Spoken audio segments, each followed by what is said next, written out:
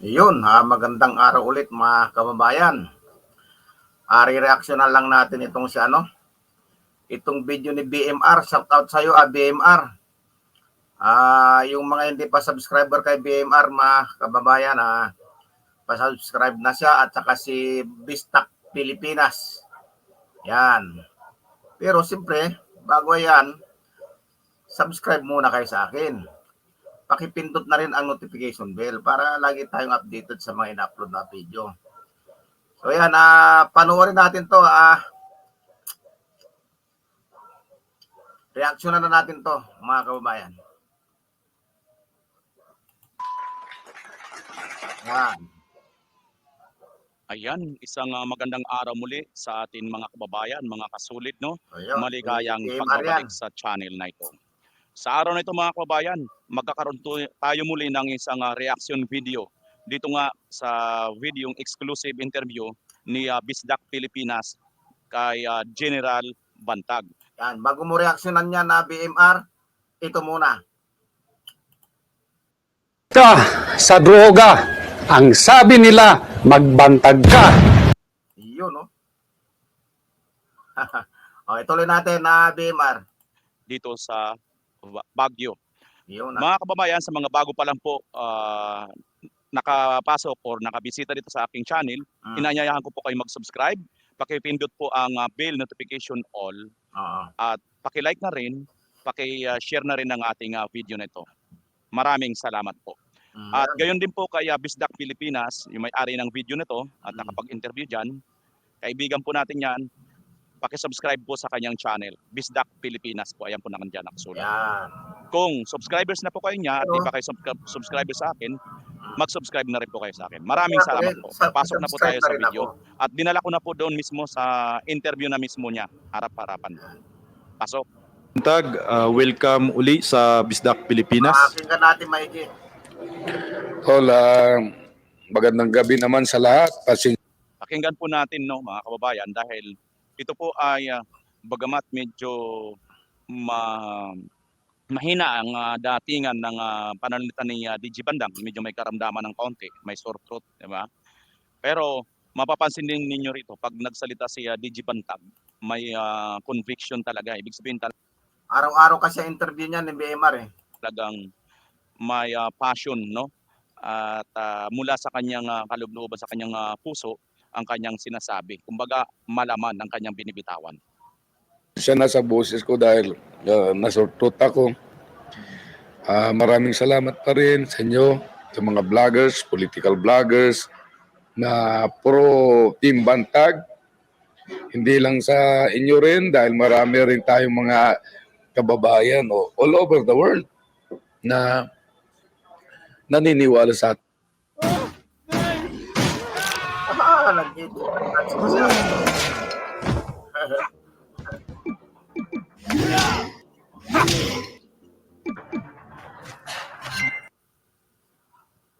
Ting pinaglalaban. Hindi ko man mabanggit lahat-lahat kayo. Kasi napakarami ninyo. Bago Totoo lang. natin, ito muna. Ka sa droga. Ang sabi nila, magbantag ka. Sa inyong lahat. DJ Bantag, ikaw po ay isang supporters ni Pangulong Duterte at appointee po ni Tatay Digong. Medyo mahaba-haba na po yung ipinaglalaban ninyo ngayon. Tanong ko po, DJ Bantag, may lumapit na ba na isang mensahero galing kay Tatay Digong? Wala pa naman. Para sa ito, nagtitiyak na talagang wala pa naman daw, no? At ito si DJ Bantag ay talagang lumalaban talaga ng patas ayon sa kanya, no? Tuloy. anong purpose ba? Mag-alok na tulungan ka o kinumusta yung nangyayari sa'yo, kukumustahin ka dahil alam ng buong mundo ang issue na ito. Alam mo, Tol, kulay man tayo ni Pangulong Duterte, parang kung baga sa atin kasi, ako ang tinitira nila eh. Baka kasi Pag lumapit ako doon, i-connecta naman nila. Alam mo naman, naririnig naman natin tong si Roy Mabasa. Mayroon na naman daw mas mataas pa, di ba? Mm. Kaya hindi kailanman ako pupunta kay PRRD.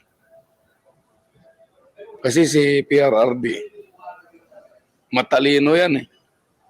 Kahit hindi ka magpasaklolo, sasakluluan ka niyan. Tama. Updated din sila DJ Bantag, no?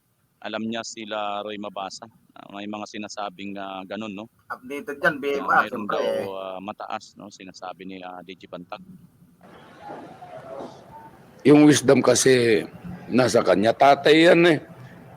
Bakit? Pag naghihirap ba yung anak mo, tawabayaan mo? correct. Alam niya kaya pa natin eh.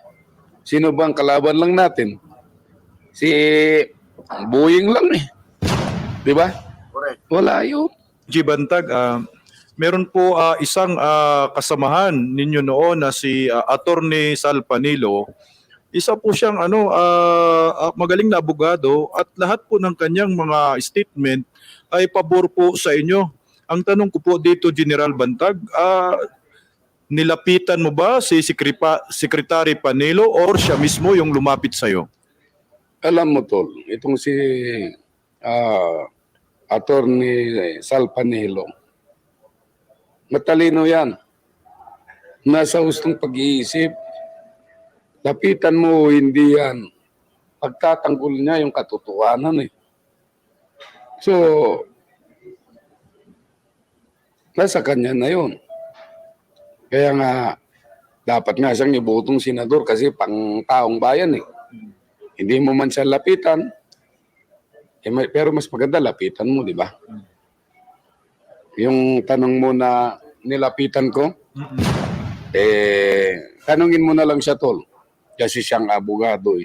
DJ Bantag, meron na namang itinanim si Guryo Katapang laban sa'yo.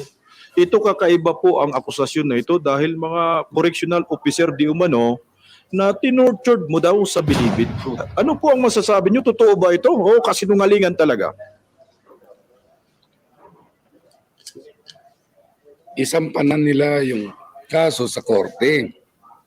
Doon natin sasagutin yan. Oo, naman maganda. Kasi ang mga Palawan na yan kasi, hindi buong Palawan naman, mga tao ng Palawan, kundi itong yung mga correctional officer na yan. Isa lang. Ka sa droga. Ang sabi nila, magbantag ka. Kasi nila, ang Palawan nasa kanila. Yan. Ganon ang mentality nila. Iwahig. Naglagay ako ng tao sa katauhan ni Bunas. Yun ang nakalaban nilang umo. Paano ko tutorturin yan? Paano ba ang pag-torture ko? Torture? Anong torture? Hindi ko alam kung paano niya sabing torture eh. Suntok. Torture ba yun? Kung nasuntok mo siya? Kaya nga. Kung nasipa mo yung isang tao, torture ba? Hindi ko sinabing nasuntok ko, hindi ko sinabing nasipa ko sila Ang daming pamamaraan kung paano mag-torture. Pero ano bang ginawang pagtutorture? Dapat silang magsabi nun eh. Tama. Ikwento nila. Tama kasi sila yung nag-aakusa. Lahat ng details, saka natin sagutin kasi Tama. ano lang sinabi nila doon? Alam mo yung sinabi nila, nakakabwisit eh. Nakakagalit. Kasi Bisdak, Kasi hindi ko naman gawain yun. Ako na mamalo talaga ako. ito si Bisdak at saka itong si BMR, magkaibigan yan. Ngayon, pero nag-meet na rin kami nito si Bisdak Pilipinas. Yan. Ito naman si BMR, laging tumutulong sa akin yan. Kasi walang-wala tayo. Kaya yan, laging tumutulong sa akin. Yan, panoorin natin. Yun, kasuhan nyo ako, namamalo ako eh. Tama. Bilang isang magulang, patuloy natin. Yung sinasabi rito kasi bilang isang tatay, Correct. magdidisiplina ka talaga. Correct. Tuloy. Tatay ka eh. Mamamalo ka ng anak mo rin. Parang disciplinary action. Oo. Siyempre. Yun, kung ano yung sinasabi nilang torture, hindi ko alam yun. di paliwanag nila kung sa ano yung torture na sinasabi nila. Kagaguhan eh. Tignan mo sasabihin nila, ipaglaban natin to. Parang ganun eh. Paglaban natin to. Putang ina. Nung nandyan na si... Nag-ads pa siya. Ayan. Tayo natin yung ads niya. Ito muna. Ka sa droga. Ang sabi nila, magbantag ka. Yun.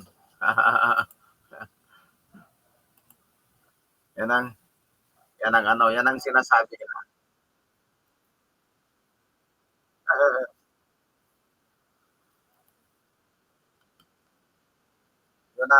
Yan ang sinasabi nila. Hit muna natin, yan. Sige na. Ayan na. Yan, BMR, kasama yung ads yan, Hindi ka na lumikat.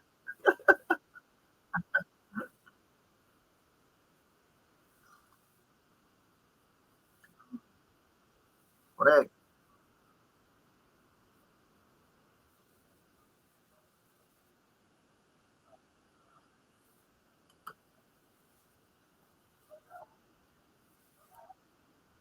Ka sa droga. Ang sabi nila,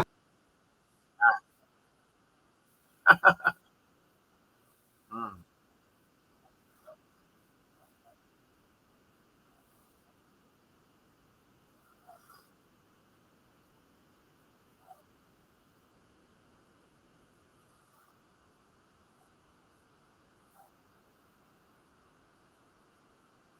Tama.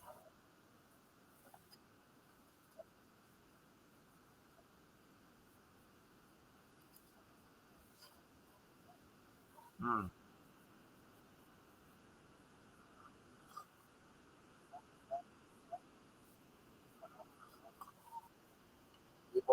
Bubuying tabag ni Bantang dyan.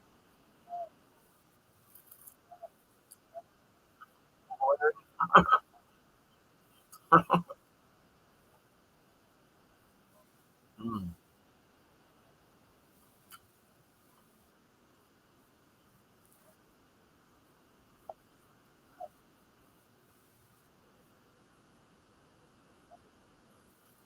Correct.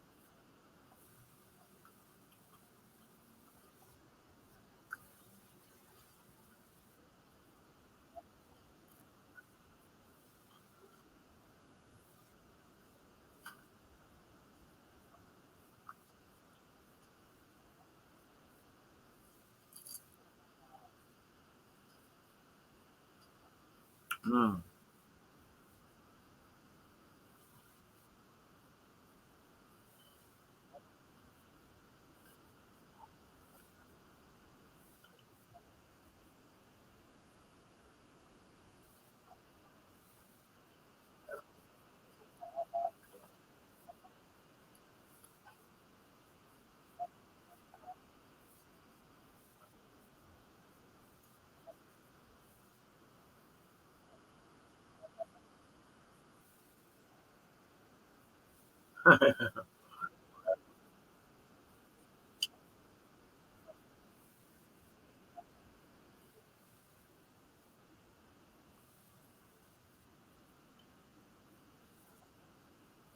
Hmm.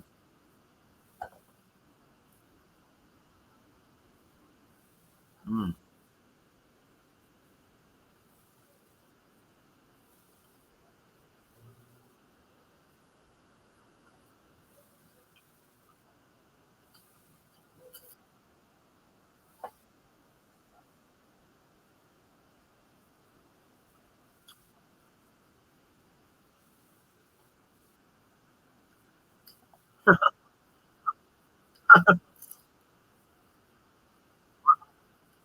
Mas social yun.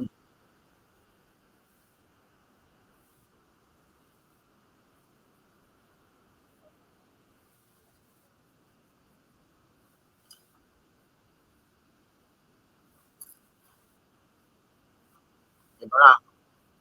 Hindi, oo nga. Hindi mo alam yung presidente ngayon.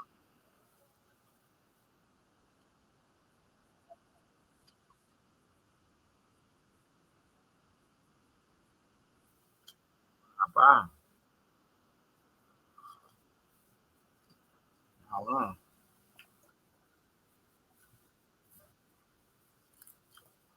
Tama yan, BMR, tama.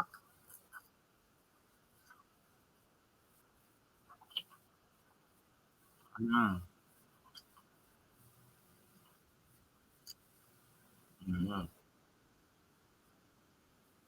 101% tatanggapin ko yan. Katulad ng unang sinabi ko, magko-courtesy resignation ako. Hindi ako kaapit ko dyan. Hindi ako. Pagkatapos nga po na sabi ni SOG na ilang oras na lang ay magiging Director General si Katapang. Nagkaroon po ito ng sungay at sinabi niya po yung pamumuno niyo daw ay failure. Ano Sabi po ang ni- masasabi ni Katapang po? Okay. Kung failure yon, edi failure din si PRRD. Oo nga. Bakit nga ako rin apon? Yun lang yung masasagot ko dyan. Sagutin ni Katapang yun. Ni Kwan pala, ni King Koy. Yung pangit. Sino yun? Sub 44. Oh, DG Bantag, Ah. ngayon po kasi medyo sabi ko nga nung unang paghaharap natin ay pader po yung ano natin kalaban. Pero mayroon pong mas makapangyarihan ay yung Pangulo po ng Republika ng Pilipinas. Sino yun? Si PBBM. Ano po ang inyong panawagan sa kanya? Mahal na PBBM. yun. Great content needs a great audience, Agad like pa. your boss needs validation. Thanks, guys. With TubeBuddy, you get everything you need to grow your audience.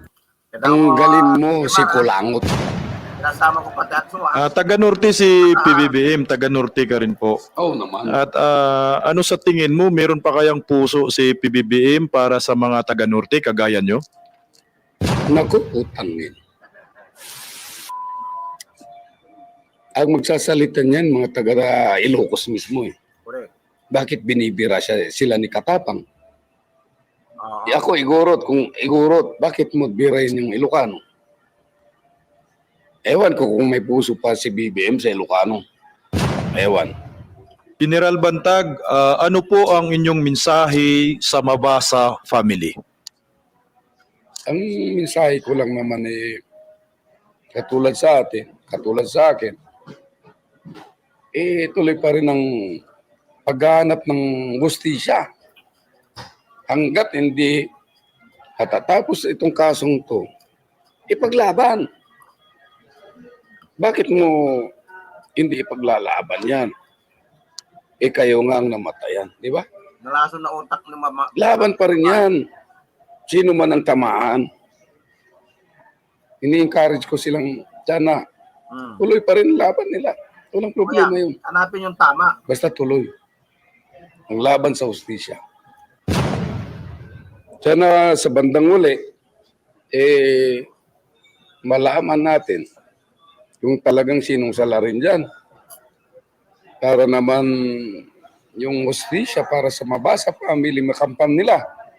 At makampan din namin ang hustisya. Hindi itong gawa-gawa lang ni Kulangot. Kung porsyento lang naman ang pinag-uusapan, 101% akong walang kinalaman dyan. Wala. Sa paghahanap ng hustisya, parehas tayo. Magkakampi tayo dyan. Kailangan natin makamit ang hustisya. Kayong namatayan, hustisya para sa inyo, at hustisya rin para sa amin. Hindi lang kasi ako rin Mga tauhan ko sinama pa. Sana nga lumabas ang katotohanan. At yun naman ang gusto nating malaman. Ayun. So ayan nga mga kababayan, mga kasulit, ang ginawang panayam ni Baybisdak Pilipinas dito nga kay General Bantag. Ayun. Ka! Ayan.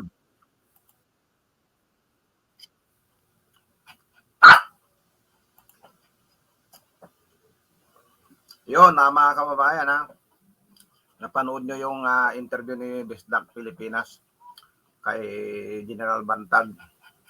Ngayon, pagka makabantag kayo, ito na lang. Kapag galit ka sa droga, ang sabi nila, magbantag ka.